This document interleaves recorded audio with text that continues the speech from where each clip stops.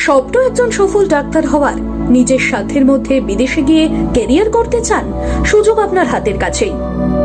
Mission MBBS, best abroad consultancy in West Bengal. স্বপ্ন পূরণে আজই ভর্তি হওয়ার জন্য যোগাযোগ করুন এই নম্বরে 9732122744।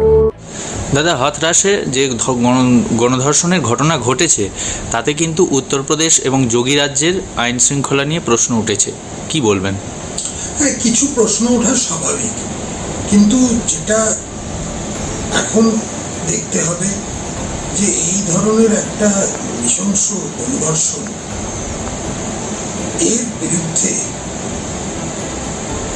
প্রশাসনের কড়া থেকে কড়া পদক্ষেপ এখন দরকার। যাদের উপর অভিযোগ আছে তাদের ইমিডিয়েট অ্যারেস্ট, এবং আর যা সম্ভব এতে কোনো একদম পলিসি অফ জিরো টলারেন্স রাখা উচিত। এই ধরনের ঘটনা কোনো রাজ্যে সহ্য করা যায় না। তাই আশা করছি যে সামনের দিনে, আজকের দিনে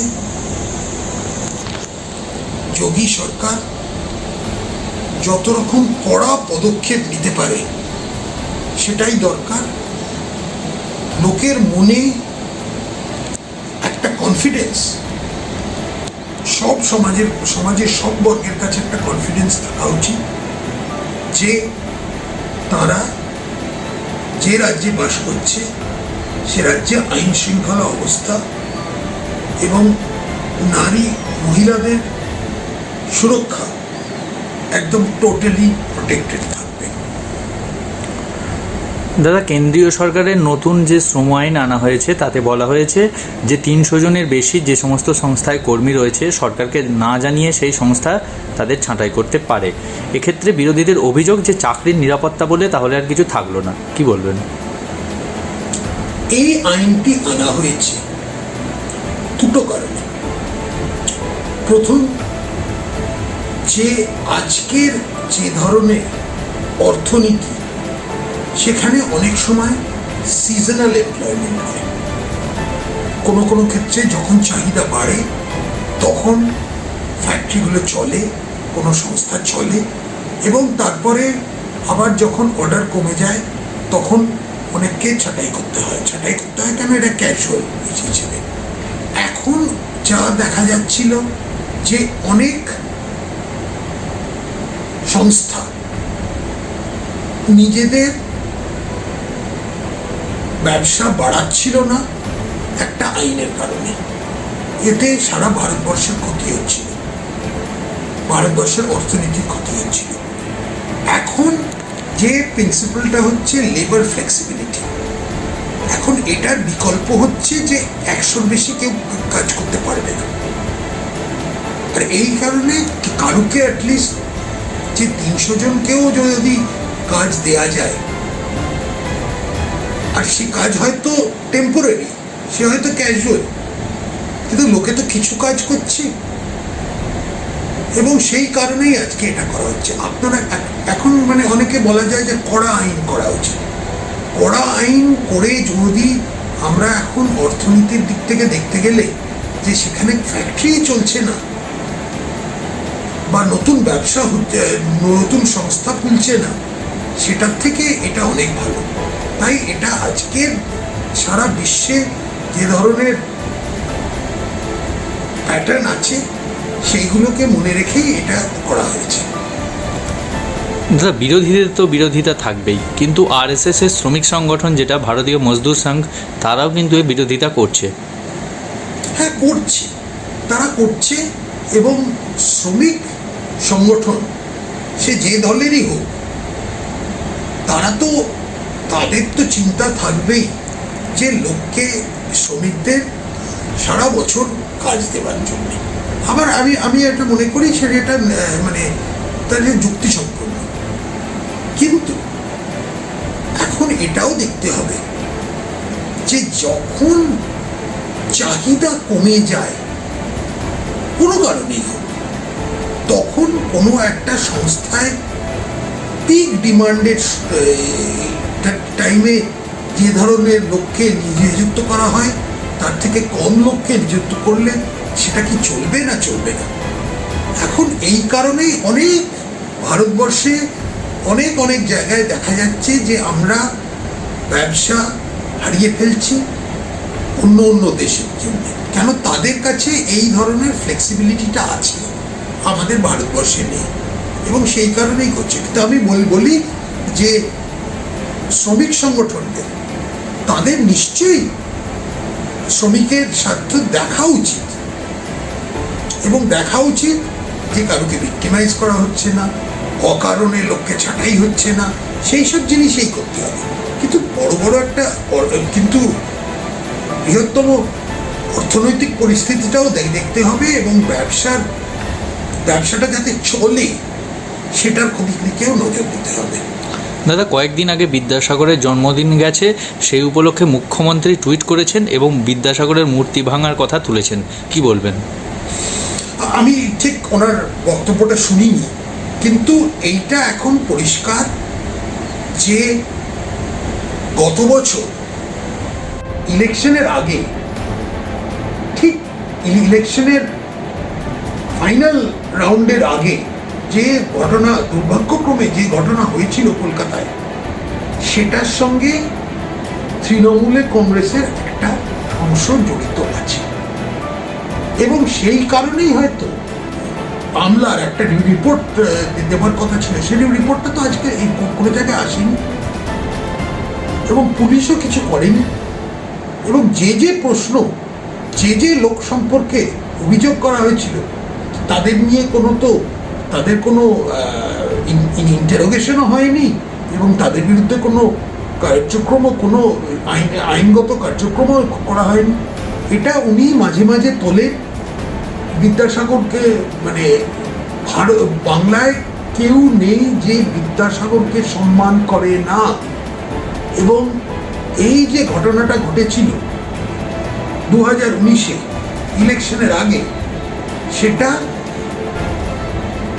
পূর্ব পরিকল্পিত, এবং এটার একটাই উদ্দেশ্য ছিল যে বিজেপিকে কোণঠাসা করা, এবং এটা খুব একটা জঘন্যভাবে যেই ধরনের বিদ্যাসাগরকে নিয়ে রাজনীতি করা হয়েছিল, এবং এর উত্তর আমার মনে হয় মানুষ 2021 সালের নির্বাচনেই দেবে। দাদা, ব্রাত্য বসু অভিযোগ করেছেন যে আপনারা মানে বিজেপি দল এবং বিজেপি নেতারা বাঙালি বিরোধী, তারা শ্যামাপ্রসাদ মুখোপাধ্যায়ের মূর্তি গড়েন না, কিন্তু তারা সর্দার বল্লভভাই প্যাটেল মূর্তি গড়েন, কি বলবেন? ব্রাত্যবাবু মনে করেন যে কেন্দ্রীয় সরকার বাঙালি বিরোধী। ব্রাত্যবাবু নিজেই দেখুন, আজকে কালচার মিনিস্ট্রি ওনার নাটক দলে কাদের গ্রান্ট দিয়ে যাচ্ছে, এবং ওনার যে কাছের লোকেদের কিরকম ভাবে প্যাট্রনাইজ করছে, এটাও উনি ভেবে দেখুন যে এতদিন শ্যামাপ্রসাদ মুখার্জির স্ট্যাচু বা শ্যামাপ্রসাদ মুখার্জির স্থান পশ্চিমবঙ্গ নির্মাণে, মানে পশ্চিমবঙ্গ গঠনের মধ্যে তার যে কন্ট্রিবিউশন, সেটাকে কোনোদিন স্বীকৃতি দেয়নি। আজকে সারা ভারতবর্ষে সব জায়গায় নেতাজি সুভাষচন্দ্র বোসের সম্মান করা হচ্ছে, রেড ফোর্টে INA দিবস পালন করা হচ্ছে। এটা কি বাঙালি বিরোধীর একটা কোনো ইঙ্গিত? উনি যে কি বলছেন, উনি অনেক সময় ভাবা উচিত। সর্দার পটেল রাষ্ট্রের সব জায়গাকার লিডার, মহাত্মা গান্ধী ভারতবর্ষের সবাইকার নেতা এবং সম্মানীয় ব্যক্তি।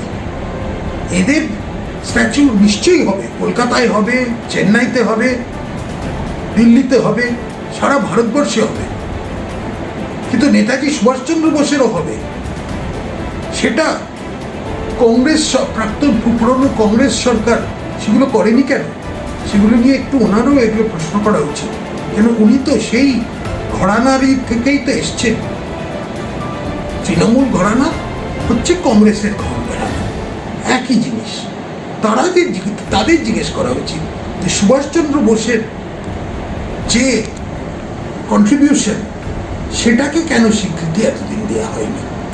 দাদা একটা কথা, অনুপম হাজরা তিনি বলেছেন যে আমার যদি করোনা হয় তাহলে মুখ্যমন্ত্রীকে জড়িয়ে ধরবো। এই নিয়ে কিন্তু রাজ্যে একটা ব্যাপক আলোড়ন সৃষ্টি হয়েছে। বলা হয়েছে যে রাজনৈতিক বিরোধিতা পেরিয়ে এটা একটা ব্যক্তিগত বিরোধিতা বা ব্যক্তিগত কুৎসা আক্রমণের জায়গায় চলে আসছে। বিভিন্ন মহলে নিন্দার ঝড় উঠেছে, কি বলবেন? এই ধরনের মন্তব্য কারুর করা উচিত না।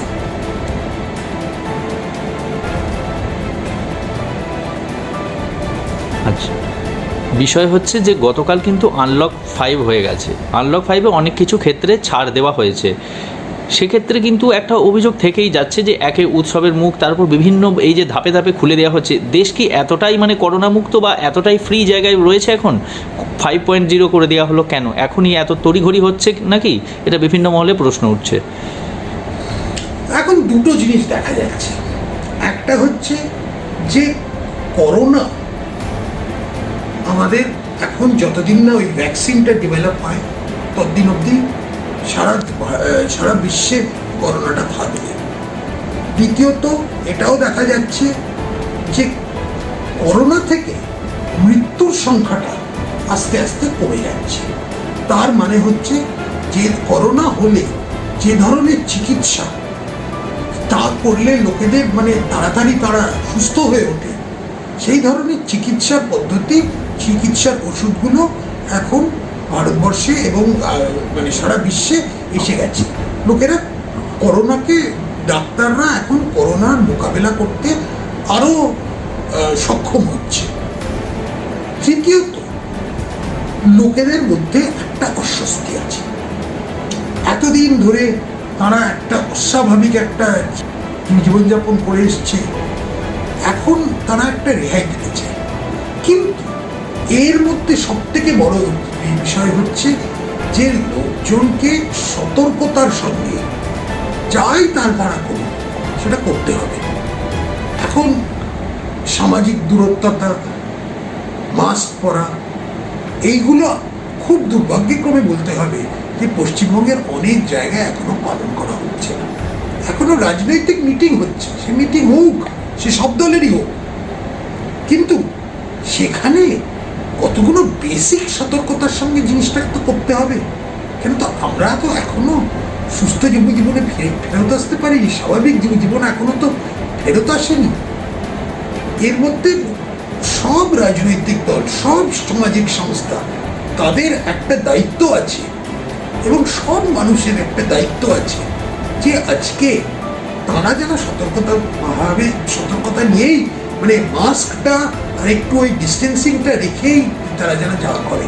কারণ করোনা হলে সে নিজের রোগ তা তো না, করোনাটা লোকের ছোঁয়াচে রোগ, এটা অন্য লোকের এসে যায়। তো আপনি নিজের ক্ষতি করলে একটা কথা, কিন্তু অন্যেরও তো ক্ষতি করছেন। দাদা একটা বিষয়, রাহুল সিনহা পদ থেকে সরিয়ে দেওয়া হয়েছে। রাহুল সিনহাকে বিদ্রোহ করেছেন তিনি, দলের বিরুদ্ধে তোপ দেখেছেন এবং বলেছেন 10 থেকে 12 দিনের মধ্যে আমি আমার পরবর্তী রাজনৈতিক সিদ্ধান্ত জানাবো। কি বলবেন, এটা কি বিজেপির বিধানসভা ভোটের একটা অস্বস্তি নয়? রাহুল সিনহার মতো মুখের এরকম দলের বিরুদ্ধে মুখ খোলা। রাহুল বাবু উনি একটু হতাশ হয়েছেন, উনি একটু দুঃখ পেয়েছেন যে ওনাকে এবার কেন্দ্রীয় নেতৃত্ব যে লিস্ট হয়েছে তার মধ্যে ওনার নাম ছিল না। কিন্তু ভারতীয় জনতা পার্টির যে সংস্কার, তার মধ্যে শুধু যে পদ নিয়েই লোকের কাজ করতে হবে সেটা তো ঠিক না। আমরা অনেকেই ভারতীয় জনতা পার্টি বলেছে প্রথমে দেশ, তারপরে দল, তারপরে ব্যক্তি। এই প্রিন্সিপালটা নিয়েই লোকের কাজ করা উচিত। দাদা আর একটা বিষয়, গতকাল কিন্তু রায় দেওয়া হয়েছে, সেখানে সুপ্রিম কোর্ট বলেছে যে সিবিআই যে এভিডেন্স দিয়েছে, যে সাক্ষ্য তথ্য প্রমাণ দিয়েছে তার কোনো ভিত্তি নেই। এর ফলে মুরলী মনোহর যোশী, আডবাণী সহ সমস্ত অভিযুক্তদের বেকসুর খালাস ঘোষণা করা হয়েছে। একটা কিন্তু দাদা প্রশ্ন উঠছে যে 27 বছর ধরে তাহলে সিবিআই তাদের কাজটা কি করলো, যে 27 বছরে তারা যে তথ্য প্রমাণ জোগাড় করলো সেগুলোর কোনো ভিত্তি নেই, এই প্রশ্নটা কিন্তু উঠছেই। প্রশ্নটা স্বাভাবিক, এবং তার মধ্যে একটাই প্রশ্ন আমার কাছে যে এটা সব থেকে বড়, যে দুরকম ঘটনা হয়েছে। একটা হচ্ছে ওই যে বাবরি ধাঁচাটাকে ভাঙা, আর দ্বিতীয়ত হচ্ছে এটার ভেতরে কোনো চক্রান্ত ছিল কিনা, মানে এটা কি আগে থেকে প্ল্যান করে করা হয়েছে। এবং সিবিআই এর যে কেসটা দিয়েছিল এটা কনস্পিরেসি কেস ছিল, মানে চক্রান্ত ছিল। আপনারা দেখাতে পারেন যে এইটা তারা সফল, যে আশ্বাসন দিয়েছিল যে ওই বাবরি ধাঁচার কোনো ক্ষতি হবে না, সেটা ওরা পালন করতে পারেনি। আপনারা বলতে পারেন যে এটা রাজনৈতিক লাভ নিয়েছিল, কিন্তু এখন এটাকে প্রমাণ করতে হবে যে এটা আগে থেকে প্ল্যান করে করা হয়েছিল। এই আগে থেকে প্ল্যান করাটা, যেটা চক্রান্তের ব্যাপারটা আছে, সেটা তারা কোনোদিন প্রমাণ করতে পারেনি। কেন আমি মনে করি, আমি সেদিন 6 ডিসেম্বর 1992 সালে আমিও অযোধ্যায় ছিলাম, আডবাণীজির সঙ্গেই ছিলাম। আমি বলতে পারি যে ওটার মধ্যে কোনো প্ল্যানিং ছিল না। ঘটনাক্রমে এক জিনিস হয় অনেক সময়, সে সারা ইতিহাস দেখলে সব জায়গায় সব জিনিসটা যে প্ল্যান করে করতে হয় তা না। তাই জন্য এই চক্রান্তের মামলাটা সিবিআই প্রমাণ করতে পারেনি, এবং এই কারণেই আজকে কোর্ট ওই 32 জনকে সবাইকে ছাড়া দিয়েছে। দাদা আবার একটু রাজ্যের প্রশ্নে আসছি। রাজভবন থেকে রাজ্যপাল বলেছেন যে পশ্চিমবঙ্গ সরকার কিন্তু এবং পশ্চিমবঙ্গ রাজ্য সন্ত্রাসের আঁতুড়ঘরে পরিণত হয়েছে, কি বলবেন? আজকে পশ্চিমবঙ্গে আইন শৃঙ্খলা অবস্থা খুবই শোচনীয়। রাজনৈতিক বিরোধিতা সব রাজ্যে, সারা দেশে সবাইকেই চলে, এটা হচ্ছে আমাদের রাজনীতির একটা কথা। কিন্তু পশ্চিমবঙ্গে যেটা হচ্ছে, রাজনীতির সঙ্গে হিংসা এবং রাজনীতির সঙ্গে খুনোখুনি, রক্ত, প্রায় 110 জনের বেশি ভারতীয় জনতা পার্টির সদস্যদের, কার্যকর্তাকে হত্যা করা হয়েছে, এমএলএ কে ফাঁসিতে ঝুলিয়ে দেওয়া হয়েছে। এটা একটা কি ধরনের আরম্ভ? কত কত লোককে ফাঁসিতে ঝুলিয়ে দেওয়া হচ্ছে, আর প্যারেড করা হচ্ছে, দেখো এই বিজেপি করলে এই হবে তোমাদের। এর মধ্যে এটা কি ধরনের পরিস্থিতি, কি ধরনের পরিবেশ তৈরি হচ্ছে? আর আরেকটা জিনিস সব থেকে আরো দুঃখজনক, যে আজকে পুলিশ, পশ্চিমবঙ্গের যে পুলিশ আছে, তারা এত পার্টিসান, তারা তো তৃণমূল কংগ্রেসের অংশ না, তারা রাজনৈতিক প্রসেসেরও কোনো অংশ না। তাদের একটা সংবিধানের একটা দায়িত্ব দেওয়া আছে। তারা যখন সেইটা অতিক্রম করে রাজনীতির মধ্যে প্রবেশ করে, সেইটাই হচ্ছে আরেকটা বড় কারণ আজকে যে কারণে আজকে পশ্চিমবঙ্গে এই ধরনের একটা আইন শৃঙ্খলার অবনতি ঘটছে। এবং আমি মনে করি যে এই ধরনের অবনতি সারা ভারতবর্ষে প্রায় কোথাওই নেই। দাদা সম্প্রতি বিজেপির যে সাংগঠনিক রদবদল হয়েছে তাতে কিন্তু মুকুল রায়কে সহসভাপতি করা হয়েছে, জাতীয় সহসভাপতি করা হয়েছে। তাহলে কি বিধানসভা ভোটের আগে বিজেপির অন্যতম মুখ মুকুল রায়? মুকুলরা একটা বড় অংশ নিয়েছিলেন 2019-এর নির্বাচনে। 2018-তে উনি পার্টিতে আসেন, 2017-তে উনি পার্টিতে আসেন, এবং তারপরে অনেক পরিশ্রম করে সাংগঠনিকভাবে মোদিজির যে ধরনের জনসমর্থন ছিল সেটাকে ভোটে কাজে লাগানোর ক্ষেত্রে ওনার একটা বড় ভূমিকা ছিল, এবং সেইটার স্বীকৃতি আজকে কেন্দ্রীয় নেতৃত্ব তাকে দিয়েছে। এবং আমি মনে করি যে সামনের দিনে 2021 সালে যখন নির্বাচন হবে তখন একটা বড় ভূমিকা মুকুলদার থাকবে। কে মুখ হবে কে মুখ না হবে সেটা আলাদা কথা, কিন্তু ভূমিকা আমি যেটা বলছি, যা রোল যেটা থাকবে, মুকুলদার একটা বড় ভূমিকা থাকবে এই নির্বাচনে। ধন্যবাদ। ইমিউনিটি গড়ে তুলুন আর ভাইরাসকে জয় করুন। আজই নিয়ে আসুন আর্সেনিকাম অ্যালবাম, নিম, তুলসী, হলুদ, অশ্বগন্ধা ও গুলঞ্চ নেকটার সমৃদ্ধ NP's immune drop, NP Dutt and son since 1849। Phone number 9875304822।